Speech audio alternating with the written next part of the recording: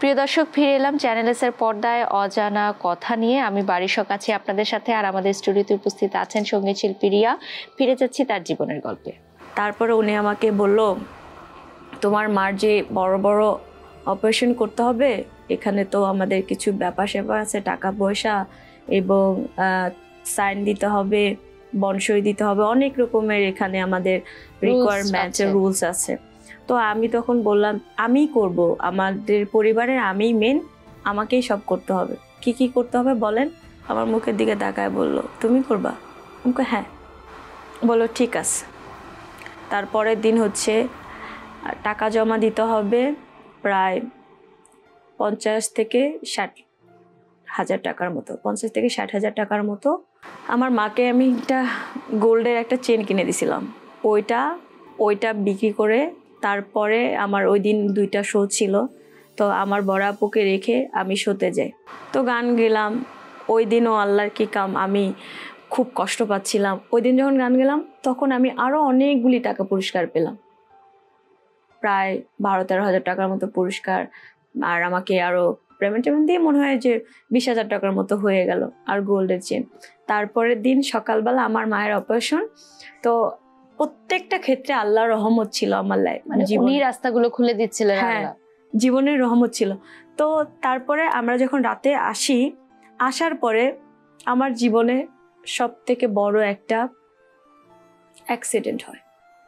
সেটা হচ্ছে আমি যে পিকআপে করে, মানে সাউন্ড যে পিকআপে করে যায় প্রোগ্রামে, সেই পিকআপের উপরে আমি আর আমার 3-4 জন মিউজিশিয়ান ভাই আমরা আসতেছিলাম। আসার পথে মাঝখানে একটা রাস্তার কাজ চলতেছে, হয়তো ওই টাইমে পিকআপ যে চালাচ্ছে ওনার হয়তো ঘুম চলে আসছে চোখে। পিকআপটা কি করছে, উল্টে গিয়ে পড়ে গেছে।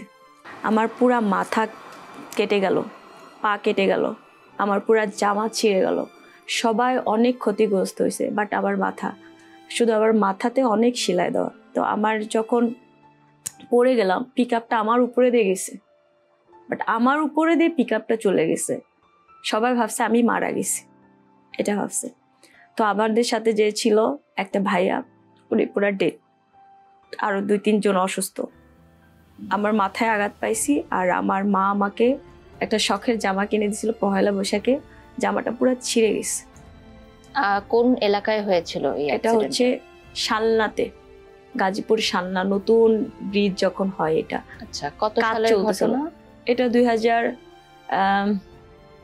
কত সাল, 19-এই। আচ্ছা, তারপর কিভাবে ওখান থেকে আপনারা হসপিটালে আসলেন? তারপরে আমাকে হসপিটালে নিল। আমি শুধু স্যারকে বলছি আম্মুকে বলার দরকার নেই। আমাকে হসপিটালে নিল, তারপর আমার মাথার সেলাই দিল। তারপরে হচ্ছে আমি তো অনেক অসুস্থ হয়ে গেছি। ওই অসুস্থ নিয়েই আমি মানে আম্মুর কাছে গেছি, হিজাব টিজাব পরে, যাতে আম্মু বুঝতে না পারে যে আমি অ্যাক্সিডেন্ট করছি বা আমি কষ্ট পাইছি বা আমি খুব কষ্ট করি। এটা বুঝতে পারলে সে এমনিতেই অনেক অসুস্থ, মৃত্যুর সাথে পাঞ্জা লড়তেছে। উনি যদি আরো টেনশন করে, ডক্টর বলছে ওনাকে কোনো রকমের টেনশন দেওয়া যাবে না। তো ওনাকে আমি আর কিছু মানে বুঝতেই দেইনি। আমি হেসে হেসে আম্মুর সাথে কথা বলতেছি যে দেখো কালকে প্রোগ্রামে কতগুলি টাকা পাইছি। তারপরে যখন অপারেশন সাকসেস, আম্মু চলে আসে।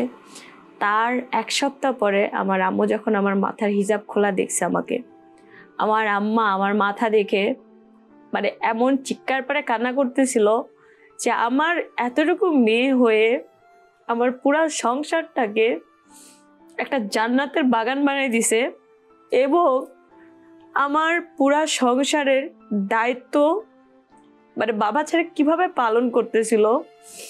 আর এই মেয়েটা এত বড় অ্যাক্সিডেন্ট করছে মানে জানাই রে, আমি মাকে জানাই রে।